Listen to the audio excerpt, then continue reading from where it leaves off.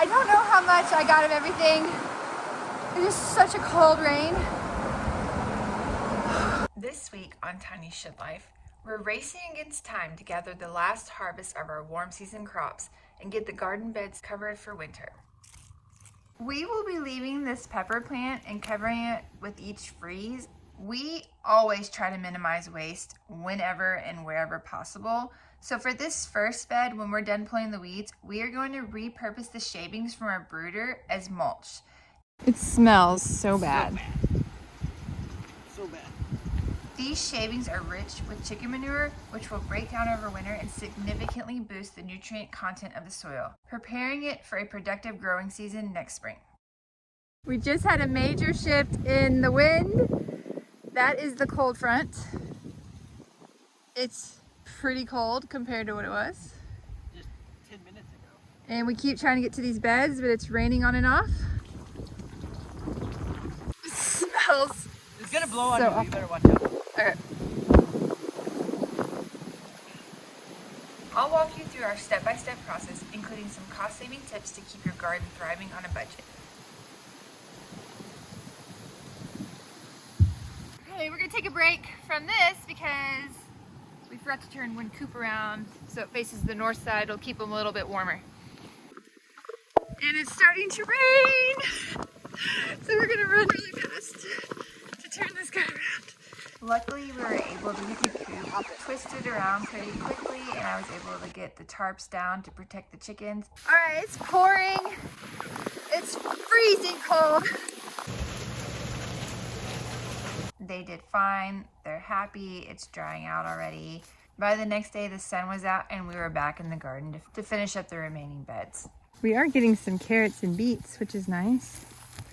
And we have our mustard greens and our Swiss chard down at the end, which I probably need to pick some. All right, let's get these beds ready. Okay, so weeds. Weeds have been our biggest challenge. Even in the dead of winter, our mild weather can cause the weeds to sprout. Yeah, we just need to pull every single bed. Which is probably why all of these beds are completely covered in grass and different weeds. Watching for spiders. Okay, let's get weeding, guys. Oh my God, look at this thing. Why? Ants.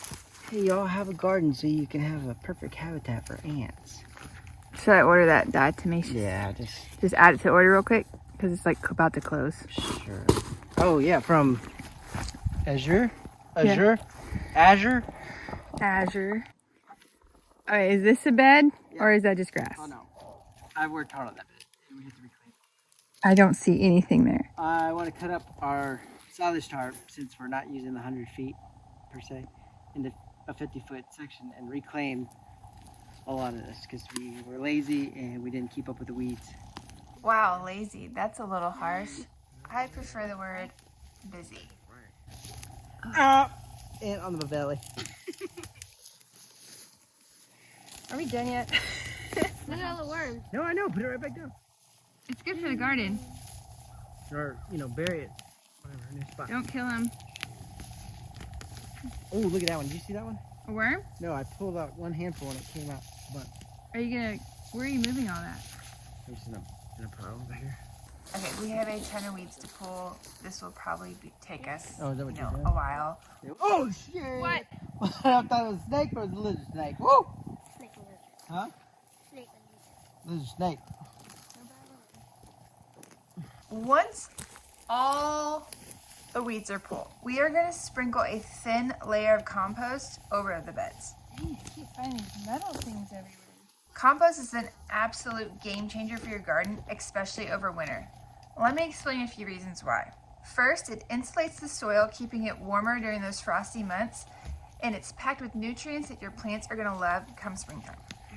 It also protects the soil from erosion and helps suppress weeds. Compost can also improve the pH of your soil, making it easier for plants to absorb nutrients.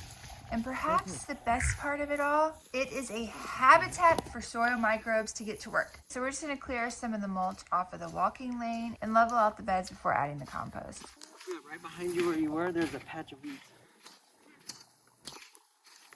We are still using the compost we had delivered last spring, but my major goal dream would be we can make our own compost. Because homemade compost not only saves money, but it also ensures that we're feeding our soil with clean and natural materials, and we're more self-sufficient, not having to like depend on someone bringing it to us or making a long trip to go pick it up.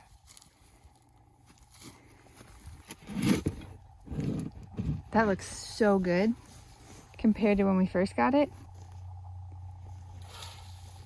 Pretty. I love it. That's why I married you. For your compost throwing skills.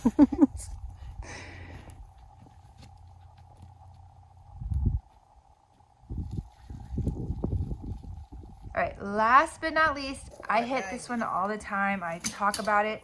It's to cover your compost with a thick layer of mulch. So how thick do you want it? What's 5 inches, 4 inches? This can be wood chips, this can be leaves. The biggest thing is you don't want to bring in anything that is dyed or maybe has been spread with pesticides. Here's what wood chips are going to do for your garden. They're going to help with moisture retention, weed suppression, erosion control. Over time, the wood chips are also going to break down, adding valuable organic matter to your soil. So this is going to improve its texture. It's going to also allow for the slow release of nutrients. Really, it's just fantastic. If you're struggling to find wood chips, there are 3 places I suggest that you look for.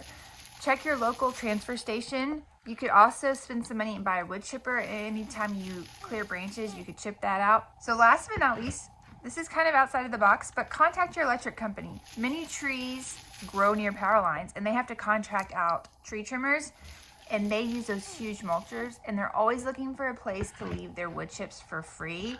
There's so many ways to prepare your garden for winter. This is just what we're doing right now with the time and resources we have. And there you have it. This is the simple yet effective steps to tuck your garden beds in for the winter. Doesn't that sound cozy? While it's a lot of work, it's so rewarding to know that all of this effort will pay off come spring with healthier, more vibrant plants. Remember, the key to a thriving garden starts with healthy soil. If you enjoyed today's video, be sure to give it a thumbs up and let us know in the comments how you prepare your garden for the winter. And if you're new here, we'd love to have you join the Tiny Shed Life community. Subscribe and hit that notification bell so you don't miss a single update. Thanks for spending some time with us today. We will see you next week. So are we pulling these or are we going to put the tarp down? All right, are you asking questions? Get out of work? Yes. You understand the immediate goal? I'm there. Move the cardboard. I'm upper management. Let's go. We're about to go weed some beds. Why? Getting them ready for next year. All right, go. Get on it.